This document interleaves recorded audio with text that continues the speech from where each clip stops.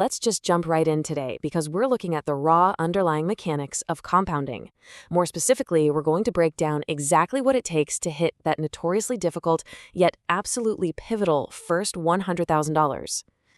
Look, we all know time is a bigger lever than capital, but seeing it laid out like this is pretty wild. Someone dropping a $10,000 investment at age 25 and just walking away, they're going to end up with the exact same retirement balance as someone who scrambles to save a whopping $200,000 starting at age 45. Think about that. The late starter had to work 20 times harder, literally shoveling cash into their accounts just to make up for lost time. This isn't some cheap motivational trick, it's undeniable math. So to really grasp why that happens, you have to remember how this mechanism actually bends the growth curve. We're not talking about your basic, linear, simple interest here. Compound interest simply means you're earning returns on your initial principal, sure, but also on every single dollar of return you've already racked up. It's an accelerating engine. It's literally your money starting to make its own money. And honestly, this right here is exactly why the early years can feel so incredibly unimpressive before the math finally explodes. Let's say you start with $1,000 at a 10% return. Fast forward to year 10, and you're sitting at just over $2,500. It doesn't exactly feel like life-changing wealth, right? But stick with the math. Year 20 leaps to over $6,700, and year 30 shoots past $17,000. The return rate? It never changed. Only the compounding base did. I mean, really think about that for a second. That staggering $10,722 jump between year 20 and year 30, that happens without you doing a single thing differently, except just staying in the market. The money made in just that final decade alone is more than 10 times your original $1,000 deposit. You didn't suddenly pick better stocks, you didn't grind longer hours at your day job, you just got out of the way and allowed the curve to bend. The early growth always looks agonizingly slow, but man, that late growth is just staggering. And this brings us back to that notorious first $100,000.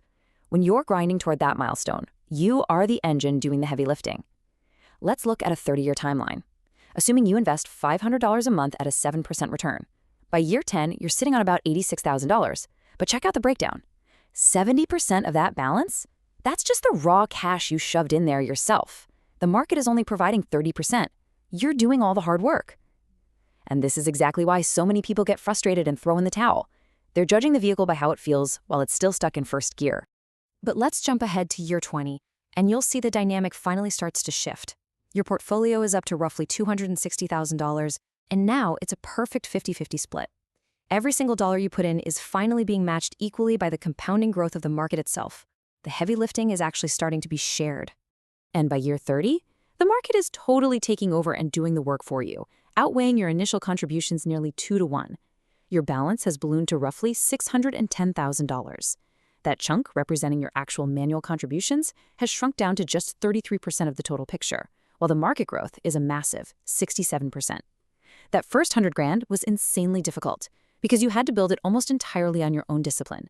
But once it's built, it becomes this incredible engine that just generates its own unstoppable momentum. So because that first $100,000 relies so heavily on your own discipline, you really have to stick to a purposely boring roadmap. We're talking about automating a fixed percentage of your paycheck so it's practically invisible to you. Defaulting to low-cost, diversified index funds. No complicated stock picking required, seriously. When you get a raise, bump your contribution up instead of just inflating your lifestyle. And most importantly, never touch it. Every single time you make a withdrawal, you are completely resetting your position on that compounding curve. Now, I know people completely obsess over squeezing out an extra 1 or 2% return. And I get it. Looking at this, if you save $500 a month for 30 years, the difference between a 6% and a 10% return is nearly $500,000. Naturally, your instinct is to chase the absolute highest return possible. But, and this is a big but, that instinct totally ignores how human beings actually behave under pressure. You see, reaching for extra returns always means taking on extra risk.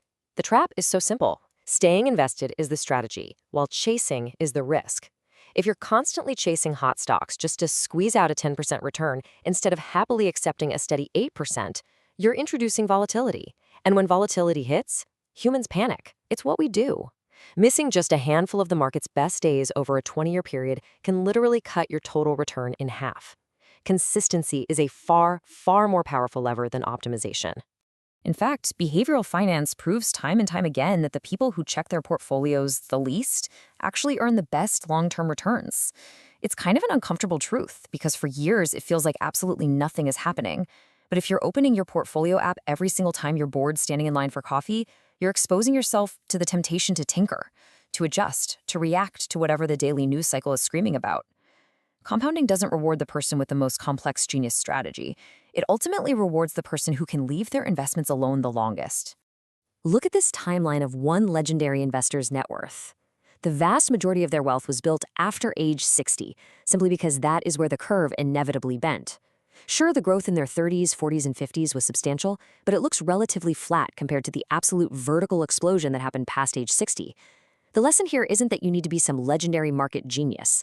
The lesson is that the compounding curve honestly does not care how long you've been bored waiting for it to do its thing. Decades of patient, consistent action did significantly more heavy lifting than any single brilliant trade ever could. It bends when it bends. Okay, so how do we actually make this math actionable for you right now?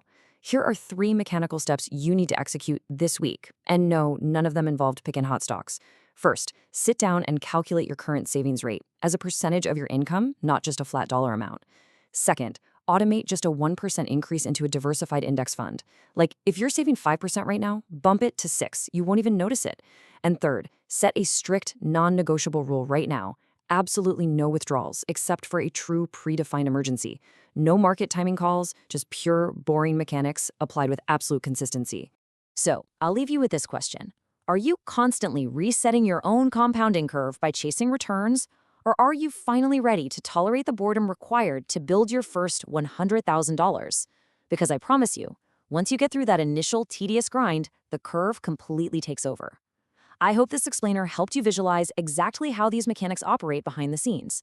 Be sure to stick around for our next explainer, where we're going to completely shift gears and break down the exact withdrawal strategies you'll need once you actually retire, including why the famous 4% rule might already be totally outdated for your specific situation. See you then.